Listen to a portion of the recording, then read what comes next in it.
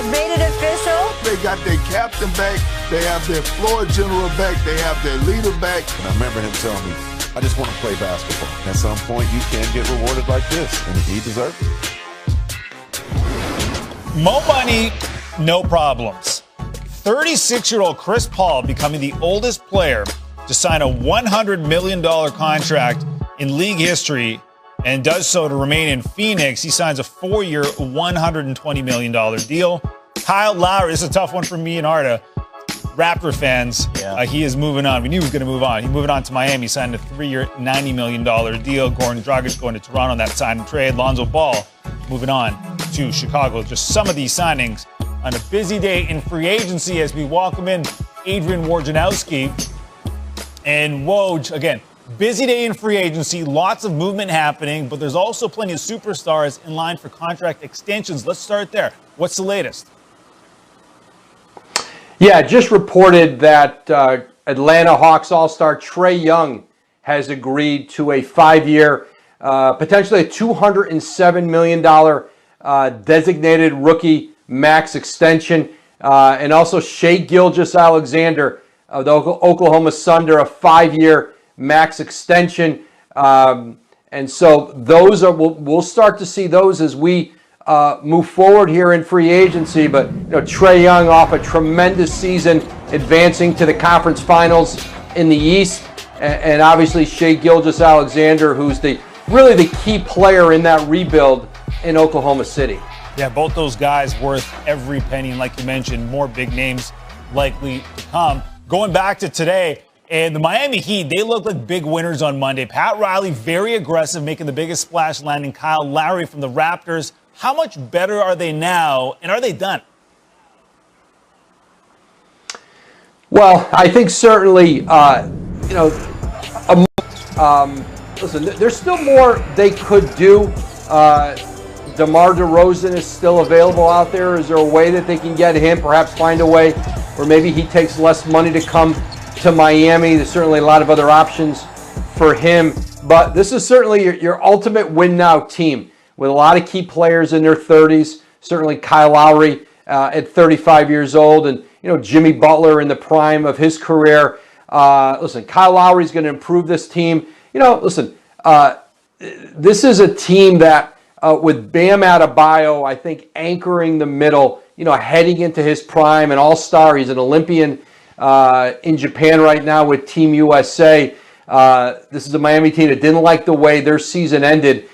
Kyle Lowry has long been intrigued with the Heat culture, playing in Miami, and certainly his relationship with Jimmy Butler was a big factor here. But this is going to be a fun team to watch and a really tough team to play against. Yeah, and as a Toronto guy, seeing Lowry, DeRozan potentially getting back together, that would be fun too. What does Chris Paul's new 4-year deal mean for him and the Suns? Well, it means that Chris Paul may play the rest of his career in Phoenix, and he certainly will be under contract. And this is a Suns team that, had to keep its core together. They did that today in re-signing Chris Paul, campaign. They made the trade for Landry Shamet on draft night. He's really going to help this Phoenix team. And then next up for them, they got rookie contract extensions, and it's going to be expensive. DeAndre Ayton, who's I think in line for a max deal, and Mikal Bridges, who I think is probably in that 20. Should we call NBA expensive agency? There is nothing free about these guys. Are all signing big tickets. And the first day of free agency full of action. The big players were on South Beach. Miami Heat working towards completing a sign and trade, bringing Kyle Lowry from the Raptors. 2019 champion expect to snag a 3-year deal. Then the Heat turned towards one of their own, working on a max extension with Jimmy Butler. Have to have him in the fold. The 31-year-old led the Heat to the 2020 NBA Finals, posted career highs last season in field goal percentage, assists, and led the NBA in steals.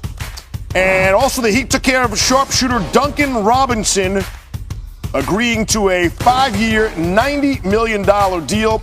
Get this, that's the largest ticket by any undrafted player in league history. Robinson joined Steph Curry Robinson joining Steph Curry and Klay Thompson as the only players with multiple seasons of 250 made threes while shooting over 40%. And then the late word, Tim Bontemps is confirming P.J. Tucker signs a 2-year, like $15 million deal. So you look at how the Heat project for next season. Let's just say they project really well. Wow. A star-studded lineup they can throw out on the court now. NBA front office insider Bobby Marks joining us now, and Pat Riley had himself a day, huh? Man, you got to bring out the big calculator for this. Wow, and we have something along those lines here, but what a day for Riley and the Heat.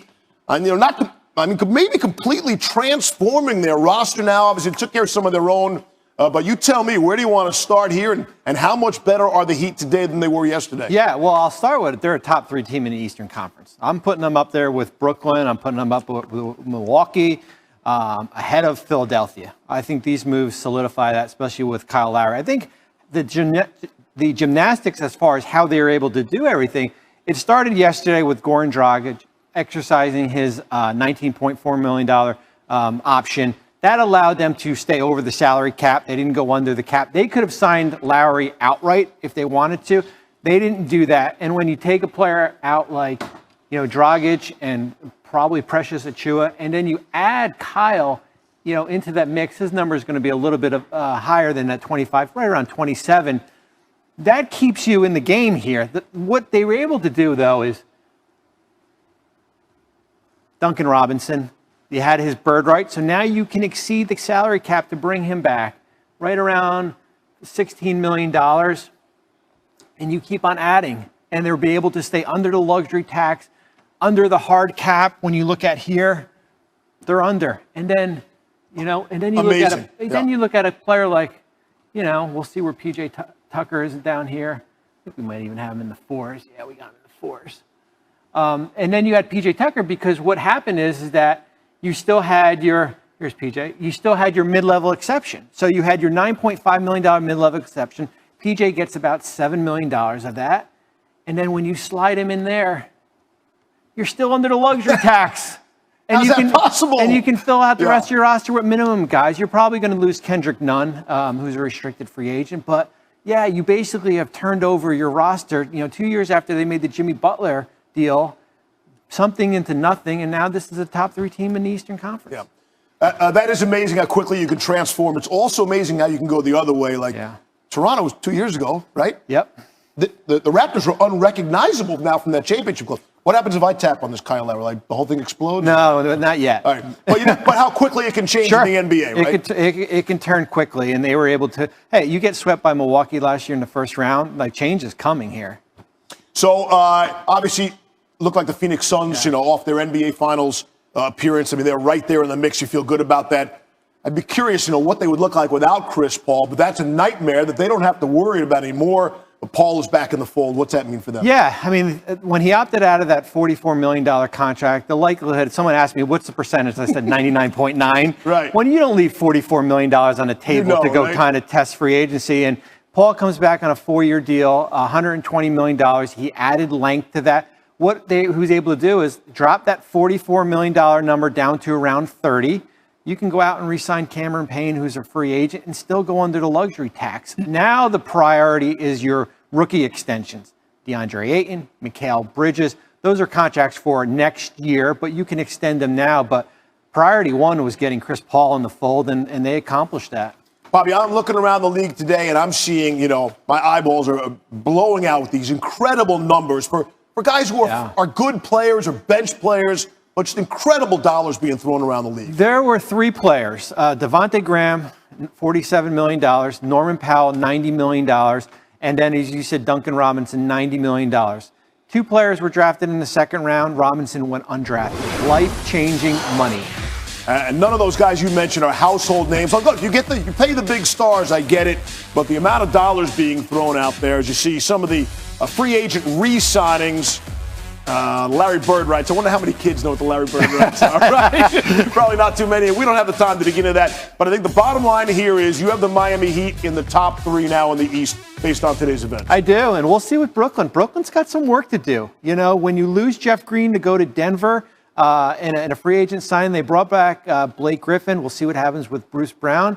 Spencer Dinwiddie's still out there. A name, right. Can they bring him back, maybe use him in a sign and trade, but the teams up top. Started free agency, already seen his fair share of dudes switching unis. Evan Fournier stays in the Atlantic Division, but he leaves the Celtics for the Knicks.